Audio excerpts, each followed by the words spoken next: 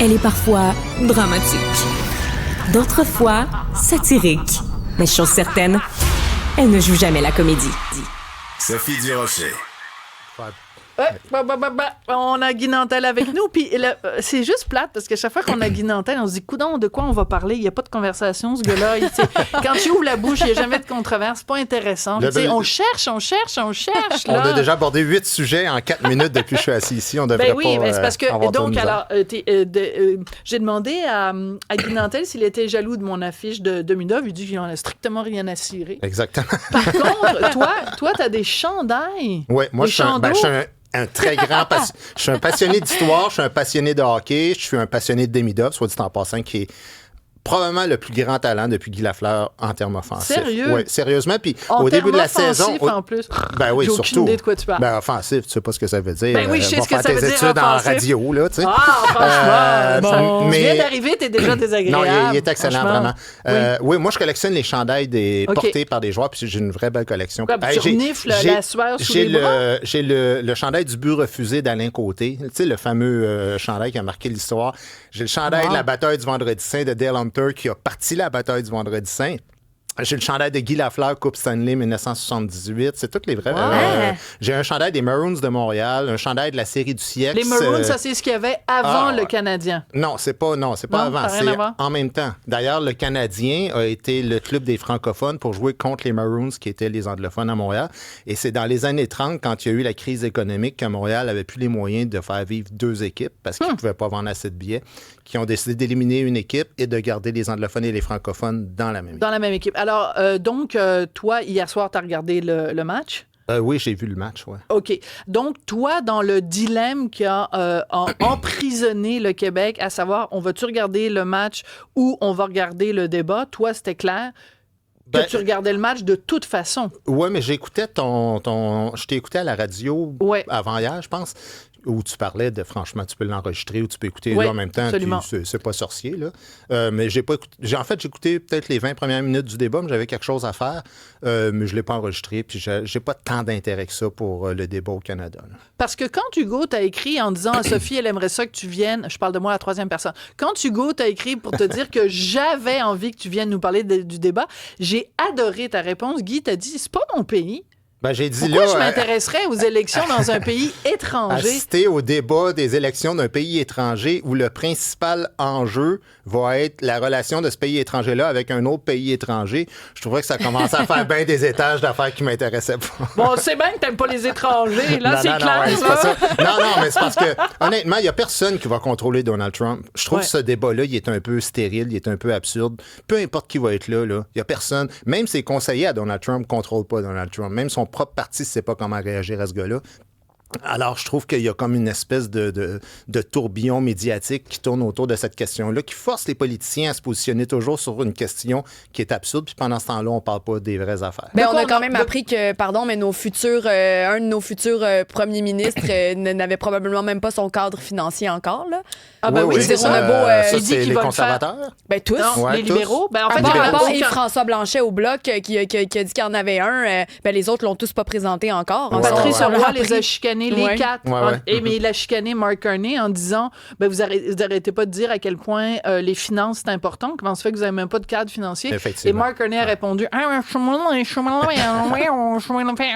pas si pire que ça en France.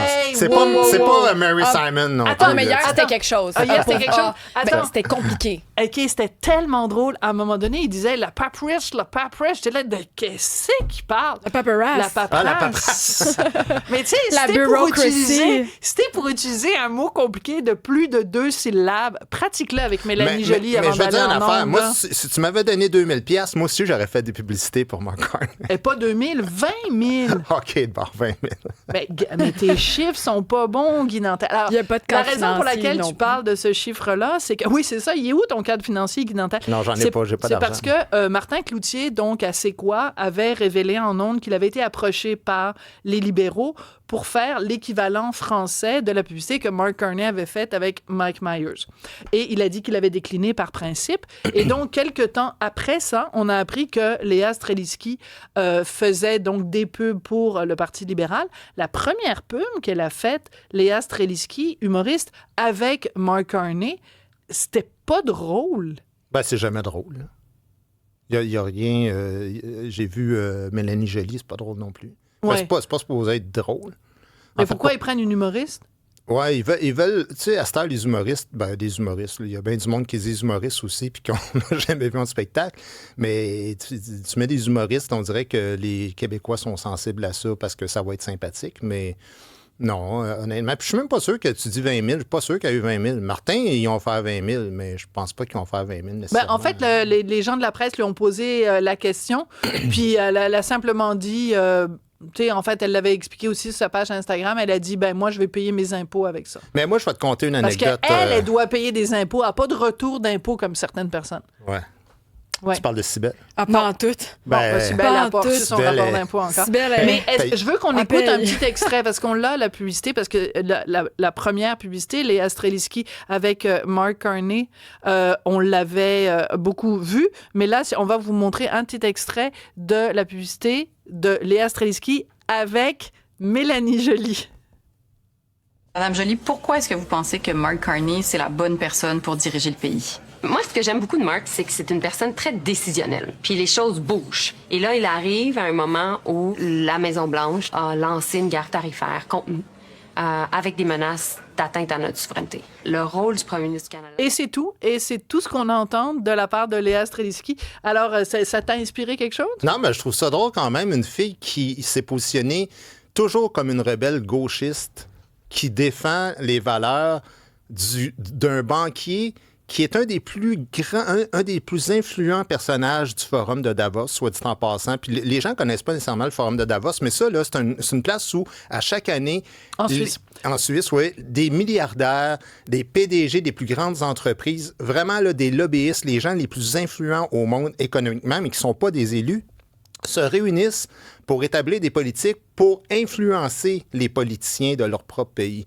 T'sais? Très bien résumé. Pour te dire à quel point ce gars-là est tout le contraire de ce que la gauche est censée défendre, là, puis elle défend ça. Puis en plus, Léa, elle s'est souvent positionnée comme une fille qui défend la culture québécoise. Et d'ailleurs, quand elle a écrit son message d'excuse pour dire au monde, regardez, je vais faire des publicités pour le Parti libéral, mais je veux juste vous avertir, j'ai déjà voté NPD, puis j'ai déjà voté Bloc parce que c'est important pour moi. Là. Mais moi, je trouve ça drôle quand tu es engagé pour une publicité. Là, imagine-toi t'es engagé pour Esso, mais tu dis au monde, hey, là, vous allez voir, j'ai des pubs pour Esso, mais je veux juste dire, des fois, je gâche chez Ultramar, des fois, je gâche chez Shell. Je suis pas sûr que c'est très vendeur. Mais tu sais, Léa, moi, je l'ai barré sur mes réseaux sociaux parce que... Pourquoi? Parce que quand ça fait très longtemps, je OK, faisais... raconte. J'aime ça, des potins. Une chicane? Non, il n'y a jamais eu de chicane. J'ai jamais parlé, mais elle n'était pas d'accord sur le fait que je fasse des vox pop. Puis elle me harcelait littéralement. Elle m'écrivait tout le temps des niaiseries puis tout ça. Puis elle voulait même se faire un chandail, un T-shirt marqué « Je suis moins conne que Guy Nantel » ou un truc comme ça. Bref, finalement... Je suis moins conne que Guy Nantel. C'est drôle. Oui, c'est drôle. Mais moi, je pourrais écrire sur mon T-shirt « Je suis moins vénale que Léa Streliski ». Ou je suis plus drôle que Léa Streliski. Je suis moins achetable que Léa. Mais tout ça pour dire quoi? Tout ça pour dire qu'elle trouvait que je nuisais un peu à la réputation de la culture québécoise en faisant mes vox pop, mais je préfère encore nuire à la réputation de la culture québécoise plutôt qu'être celle qui défend en ce moment Mark Carney, qui est le gars le plus influent de Justin Trudeau, qui, lui, a toujours cherché à nuire tout ce qui est des intérêts du Québec. Oui, puis c'est intéressant parce que quand même, il y a quelques années de ça, Léa Streliski avait... Évidemment, c'était une blague.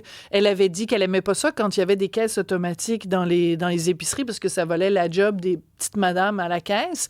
Et donc, elle a dit maintenant, chaque fois que je vais dans une épicerie puis qu'il y a une caisse automatique comme ça, je vole un item. Puis là, c'était #anarchie. Oui, je trouve ça assez amusant, une anarchiste proclamée, ni Dieu ni maître. Mais on a quand même un maître les qui est anarchistes l'argent. de Davos, oui. les anarchistes. Mais c'est intéressant de savoir, donc, toi, mettons qu'on dit qu'un humoriste à 20 000, on est capable de l'acheter. Toi, un parti politique, ah, mais non, c'est vrai, tu l'as déjà fait. Je peux plus. Je peux plus faire ça. Je l'ai fait 10 mois bénévole en plus. Fait que tu vois bien que j'étais un gars beaucoup plus moral. T'as pas fait une scène du tout. Quand t'as fait campagne folle, pour être chef du PQ, ben voyons. T'as perdu de l'argent. Mais non, mais je te pose la question. T'as perdu beaucoup d'argent. Tu n'as pas de salaire quand tu t'en vas dans une course à la chefferie. Au contraire, il faut renoncer à des spectacles puis à des engagements que tu as. Donc, tu chiffrerais à combien ça t'a coûté? Oh, mon Dieu, je peux pas faire ce genre de calcul-là, mais puis de toute façon, après ça, j'ai fait un spectacle sur cette course-là, fait que j'ai fait de l'argent éventuellement Ben avec voilà, ça. ça finit Fait que, toujours par faire de l'argent. tout est dans tout. Tout est dans tout. Guy, c'est toujours un plaisir de te parler. Ton prochain spectacle, je pense, c'est le 2 mai à Montréal. Écoute, là, il y en a un mercredi à Gatineau, je suis pas content. Il y a une partie du Canadien ce jour-là, mais il en reste juste 5. Là, Ben, fait je sais ce que ça tu fais. Fais ton spectacle de 6 à 8, comme ça les gens vont pouvoir Ah, regarder le très match. bonne idée, on va faire ça, hein? ouais. Merci beaucoup, Guy Nantel. marche. Merci beaucoup, Cybèle. Merci à Hugo. Merci à Philippe Séguin qui était aujourd'hui en régie. Merci et à demain.